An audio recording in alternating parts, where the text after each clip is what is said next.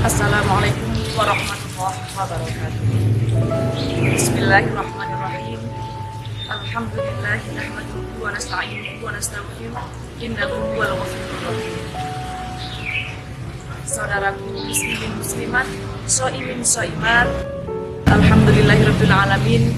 Dengan kesempatan yang Allah berikan kepada kita semua, pada tahun ini kita bisa bersama-sama menjalankan ibadah puasa Ramadan. Mudah-mudahan apa yang kita lakukan selama bulan Ramadan ini segalanya mengandung nilai-nilai ibadah. Saudaraku rahimakumullah, menurut Imam Ibnu Taimiyah ada beberapa tingkatan ibadah manusia. Yang pertama adalah ibadah karena makhluk. Jika ada orang di sekitarnya dia tidak mengikuti ibadahnya, maka ada perasaan sungkan, ada perasaan tidak enak. Ibadah hanya sekedar dibuat pantas-pantasan saja. Barang siapa yang riya di dalam ibadahnya, Allah mengatakan, maka celakalah baginya. Allah berfirman dalam surat Al-Ma'un, fawailul lil musallin, maka celakalah mereka orang-orang yang salat. Siapakah mereka? Yaitu alladzina hum an salatihim sahun, yaitu orang-orang yang lalai dalam salat. Alladzina hum yura'un, bagi mereka yang bermaksiat. Kemudian tingkatan ibadah manusia yang kedua adalah wa ma khalaqtul jinna wal insa illa liya'budun. Tidakkan diciptakan jin dan manusia kecuali hanya beribadah kepadaku. Tingkatan ibadah yang kedua ini adalah ibadah karena kewajiban.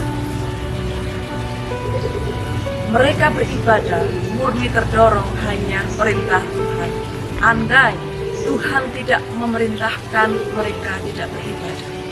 Pandangan ini benar karena prioritas mereka beribadah adalah hanya karena perintah Tuhan saja.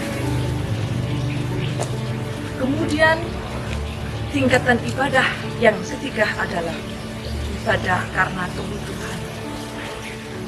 Seseorang akan butuh dengan ibadah ini.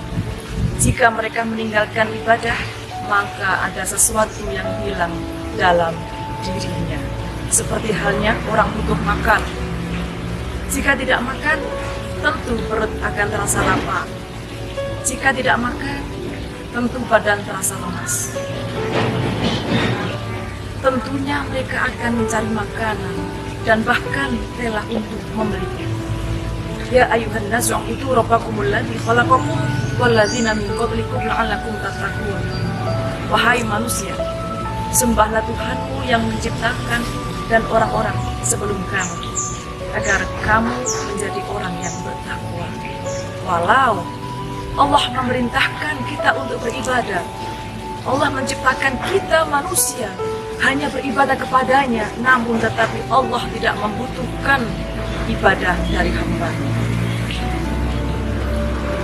Karena seandainya semua makhluk yang ada di muka bumi ini bersimpuh, bersujud, beribadah kepada Allah, tidak akan mengurangi kemuliaannya. Dan begitu juga seandainya semua makhluk yang ada di muka bumi ini kufur pun kepada Allah, tidak akan mengurangi kemuliaannya. Karena Allah tidak membutuhkan persembahan dari siapapun. Sebenarnya Allah memerintahkan hambanya untuk beribadah, untuk beramal baik. Hakikatnya adalah kembali kepada hamba itu sendiri. Kemudian tingkatan ibadah yang keempat adalah ibadah karena cinta. Namanya cinta, apapun keadaannya, berapapun biayanya, tidak akan dipikirkan. Karena dengan cinta, manusia bisa merasakan senang. Karena dengan cinta, manusia bisa merasakan bahagia. Karena dengan cinta, manusia bisa merasakan tenang dan nyaman.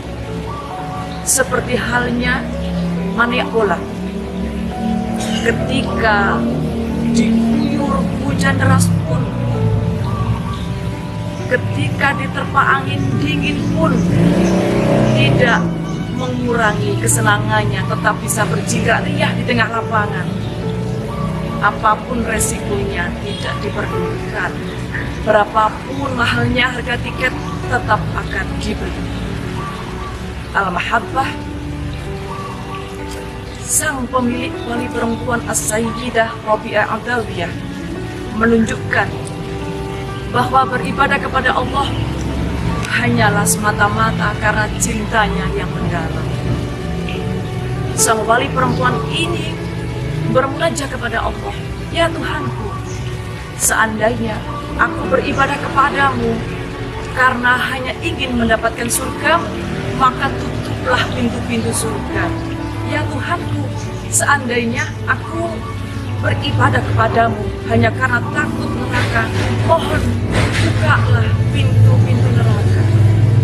Karena aku beribadah dan dalam kehadiratmu hanya karena murni karena cintaku yang mendalam kepadamu." Subhanallah. Kemudian tingkatan ibadah yang kelima adalah cinta sebagai wujud rasa syukur. Dalam sebuah hadis, Sayyidah Aisyah berkata, suatu ketika Rasulullah SAW ketika berdiri dalam sholatnya, kemudian beliau Sayyidah Aisyah melihat kedua kakinya Rasulullah bengkak. Kemudian beliau bertanya, "Ya Rasul, apa yang sedang engkau lakukan? Bukankah Allah sudah menjamin, sudah memberi jaminan kepada engkau, sudah memberi jaminan ampunan dari dosa-dosa yang telah lalu dan dosa-dosa yang akan datang, sudah mendapatkan ampunan darinya?" Kemudian beliau Rasulullah menjawab, "Ya Sayyidah Aisyah, bukankah harusnya saya menjadi hamba yang lebih bersyukur?"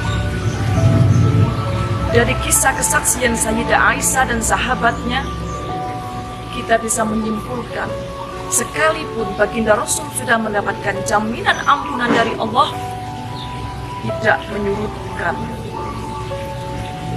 rasa syukurnya dengan beribadah ala kadarnya. Ibadah yang dilakukan Rasulullah SAW adalah selalu nampak sebagai wujud syukur dengan sepenuhnya kepada Allah Subhanahu wa Ta'ala.